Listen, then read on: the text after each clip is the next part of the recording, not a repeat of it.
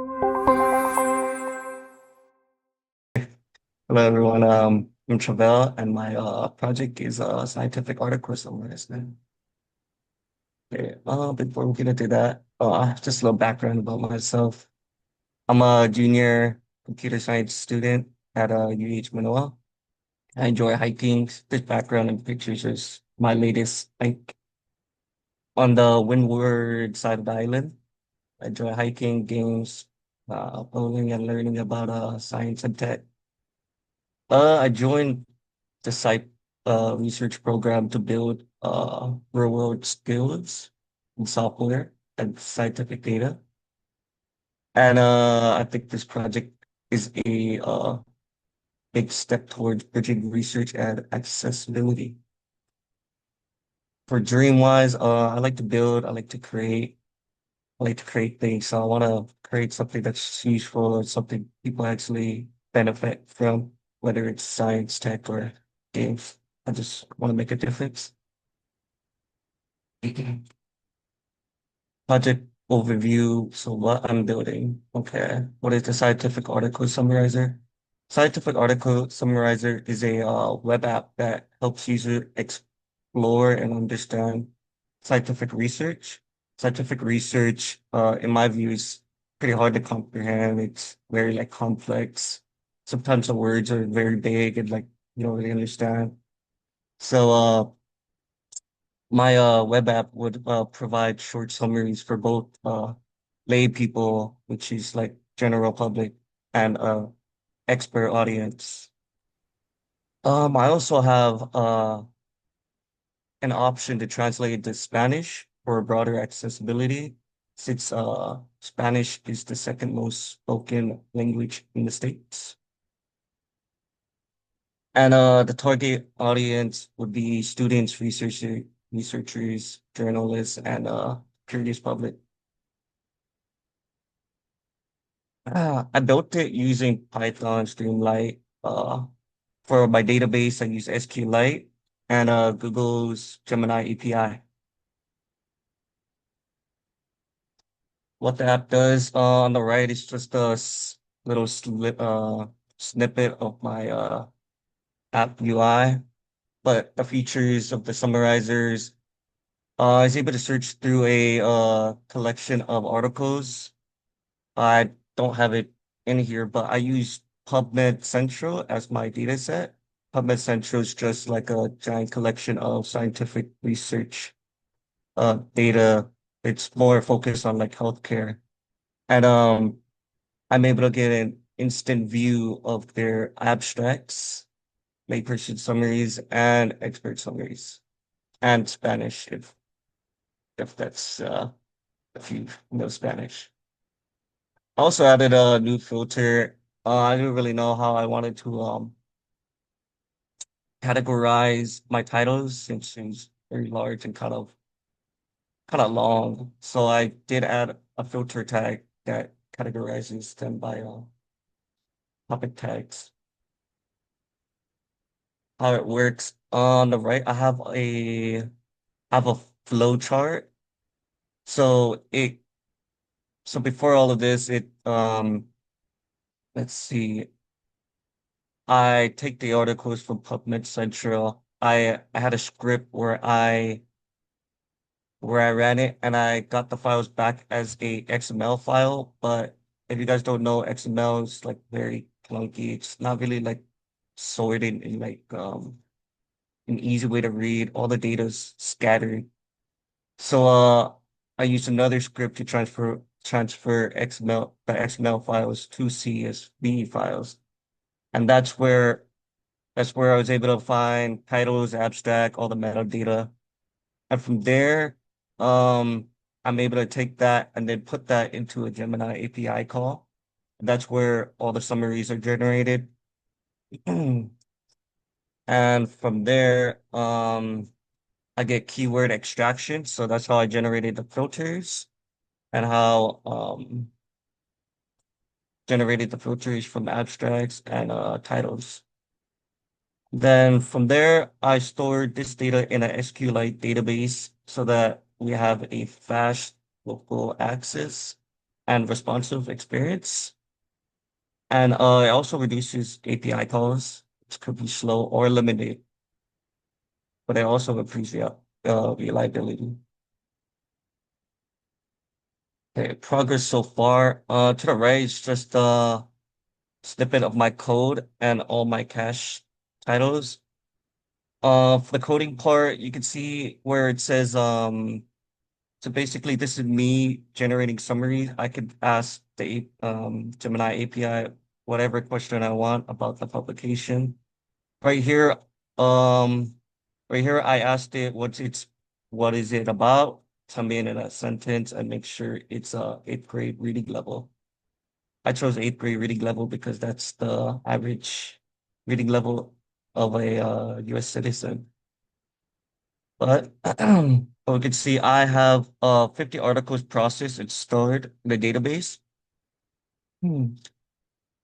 Although there's 8,000 articles, I did 50 as like a test because 8,000 is a lot for API to handle. So I chose 50. And to call it, I'll have a built interface for search, selection, and summary display. Um, integrated the Gemini API for the translations, tags for filtering, and Spanish. And all below, you can see like maybe 10 cache titles that I have stored in the database. That's just what I have so far. Now, I can show you guys how it looks. You guys are able to see this. Yep. Yeah. So this is my my web application, Scientific Article Explorer. And I have two different audience, layperson and experts, but we'll try the layperson first. Let's say, for example, we want to search for an article title or like a specific word. Let's do XXY. And it'll show us all the articles that deal with XXY.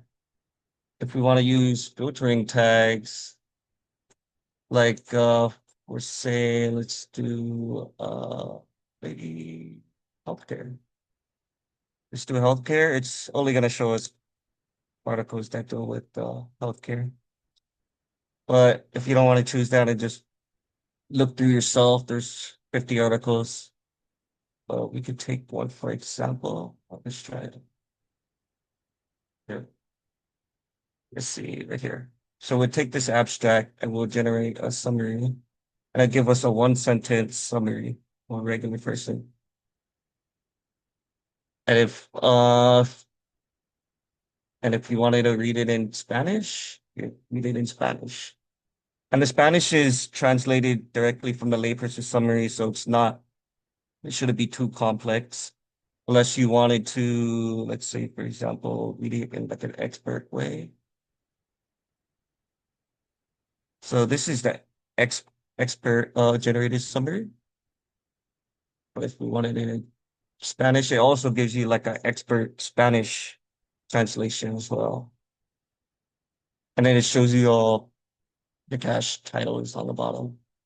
I have so far.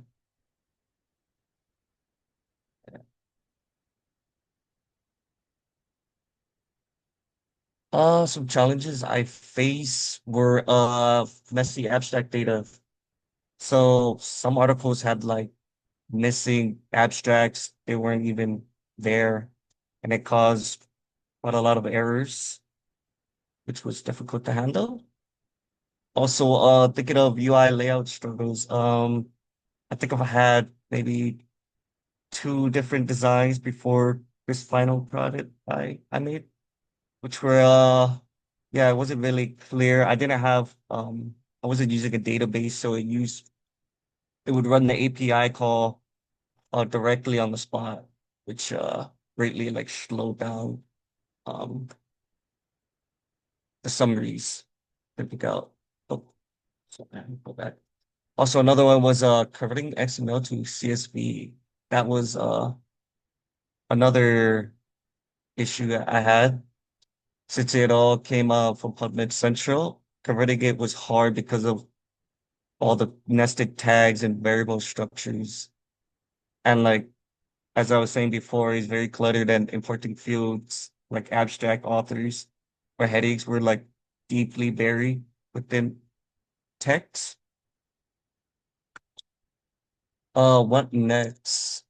What I would like to do next is polish the UI and improve tag-based sorting. I know it's not the greatest, but I'm I'll try to improve that. Add ability to search within summaries or translation. Uh,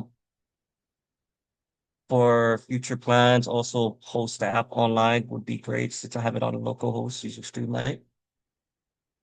And another thing that I really wanted to try was add a chat box for like follow-up questions about the articles. Let's say if you're curious about the article and you wanted to know more, you could uh you could chat and um ask the app and it would give you more information about that article. Hmm. And yeah, have it powered by Gemini, which would get even deeper answers for your search articles as well. Why this project matters. I think it matters because it makes research easy to understand, not just for like an expert audience, but for everyone.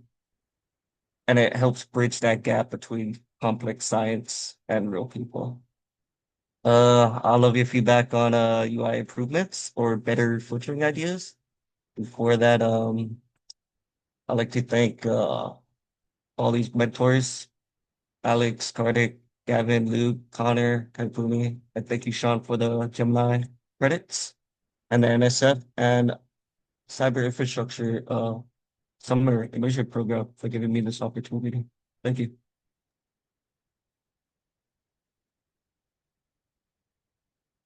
Thank you very much. Good job. If we can expand on this. Does anyone have any questions?